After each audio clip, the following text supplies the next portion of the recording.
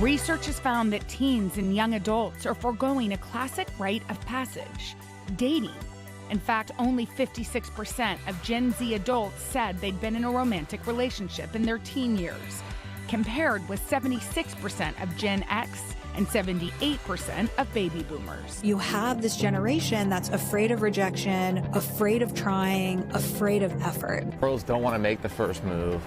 Guys don't really want to approach girls anymore. Gen Z seems to be redefining dating, opting for more casual situationships, a term used to describe low commitment and more loosely defined relationships. Some blame it on fear of rejection. Some say they are prioritizing mental health. If the choice is between settling and solitude, I'll choose myself every time. One TikTok trend even says that having a boyfriend is embarrassing.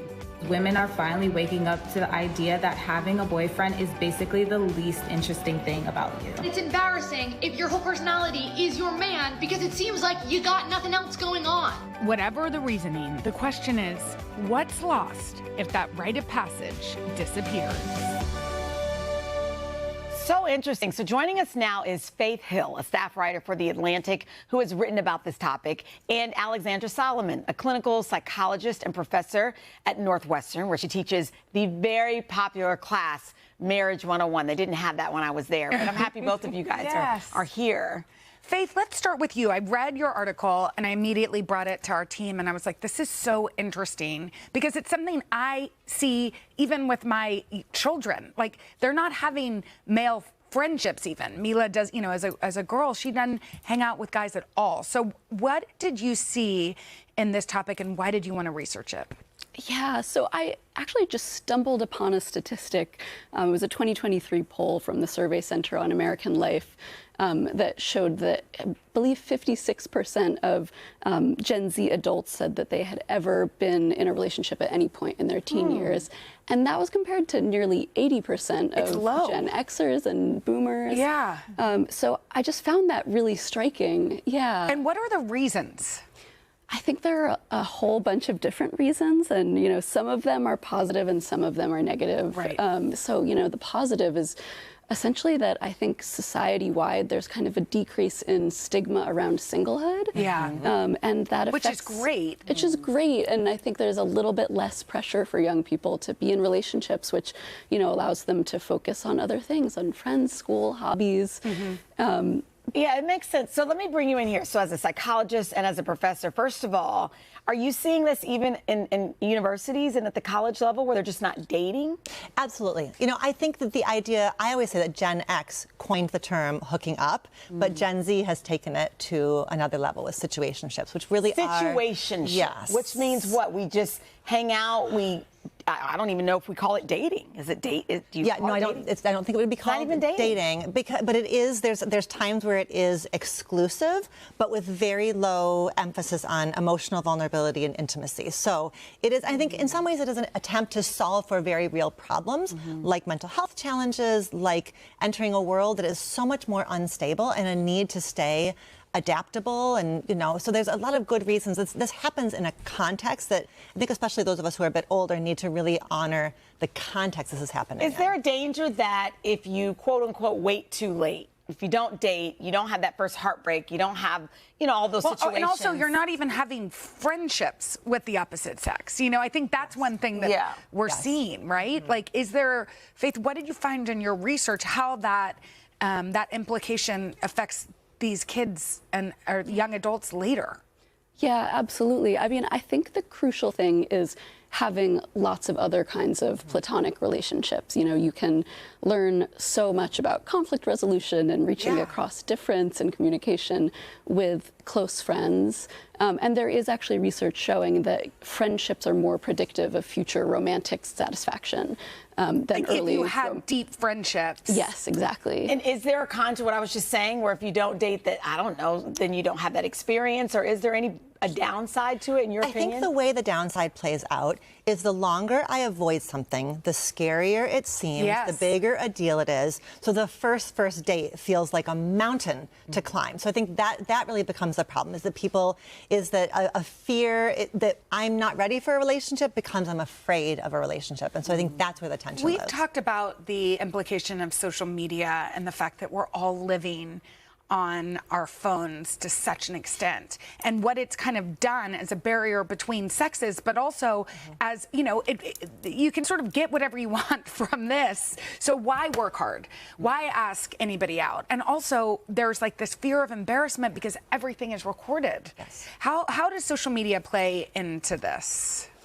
Yeah, absolutely. I think it's a really big factor. I mean, as you are mentioning, first of all, I think there's sort of a decrease sometimes in motivation to get out and talk to other people, a decrease in, you know, kind of practice. Like once you aren't comfortable with it and you've spent a lot of time at home on your phone, it gets scarier. Yeah. And then also the phones kind of start to mediate the romantic relationship. So I've talked to a lot of adults, you know, who say, like parents who say, my kid has been talking to someone on Snapchat for months and months and months, and they're just not getting out of this talking phase. Yes. And it really shifts what the relationship. And then, like you said, to meet then feels like this huge, giant hill to walk up, whereas, you know, what would you say to moms that are watching, or to parents that are watching that are like kind of worried because there's not much interaction? You know what's so interesting is I've been at this for a long time. So 10, 20 years ago, it used to be that parents were worried that their kids were too focused on intimate partnership and not enough on career and friendship. And now it's exactly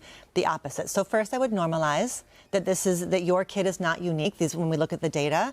And the second thing is to quiet your own anxiety so that you can become the safe place no matter what is happening. Because the thing that I know for sure is my students tell me again and again, they feel behind, they feel concerned. And so to have a parent amplifying that doesn't help. Behind in, what do you mean? Just they're not meeting. They know they should be putting themselves out there. My students will tell me, I know that I don't have enough frustration tolerance. I know that I cut and run too quickly. So I have the utmost respect for Gen Z's self-awareness. They know they've got some very real skill deficits. And so I think what parents can do is just normalize and celebrate relationships of all kinds. Yeah, friendships too. Totally. But I mean, I will say I read an article about this, but for younger kids and how they aren't having friendships with, you know, people that are outside of their norm. And so one thing I did is I reached out to my friends who have kids around the same age, and I'm like, let's do this together. You know, let's get them together. And it did change things for my daughter. So I think it's like, you know, obviously don't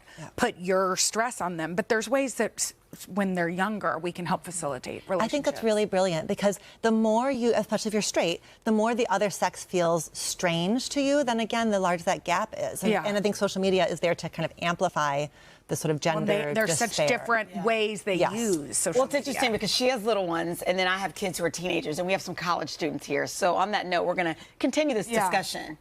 Yeah, we're going to chat with some Gen Zers on the dating scene right after this. We are back with more on Gen Z and dating. Many teens and young adults are skipping this classic rite of passage, and we were interested in finding out why. Before the break, we chatted with psychologist Alexandra Solomon. She's the author of Love Every Day and a professor who teaches the wildly popular Marriage 101 class at Northwestern.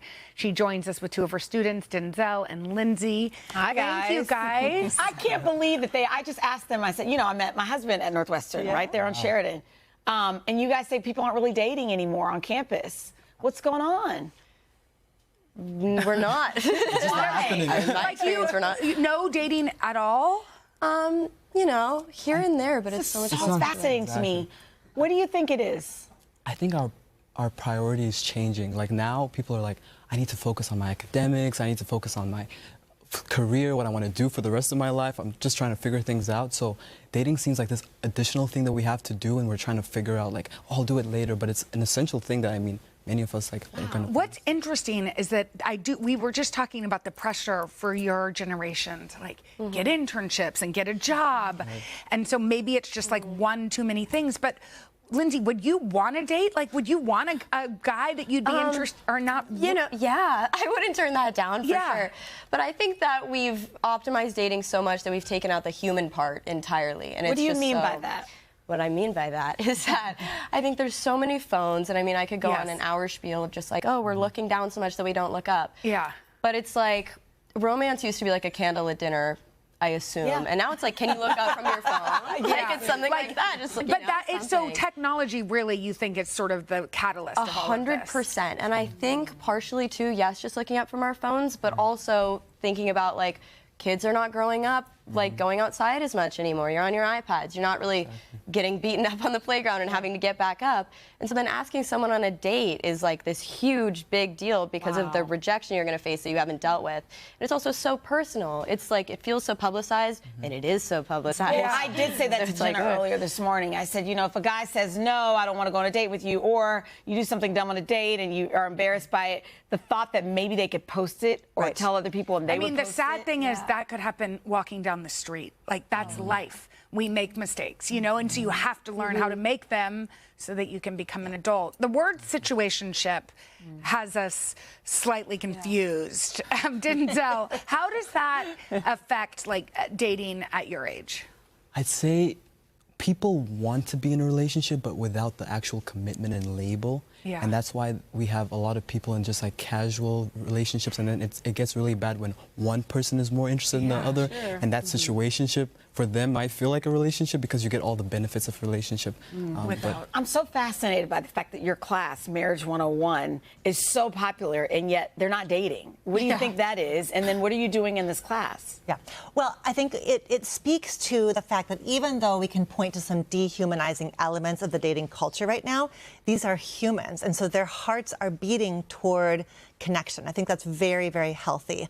And we do lots of things. A lot of what we do is look at how they grew up, the family system that they grew up in, because that's I call it the original love classrooms. When we were talking about parents before, it's not just what we as parents are saying, it's also how we're managing our own relationships. So we talk about things like, how did you watch your parents forgive? Even if you grew up with a single parent, you watched that parent navigate family relationships and friendships. What did you see about forgiveness and apology and repair and asking for what you need? So do you tell them, hey, you should think about dating, or do you guys even address that part of it? Well, it's an assignment. Really? Yeah. What does that mean? What's an assignment? Yes, you guys had the assignment? Yeah. What was the assignment?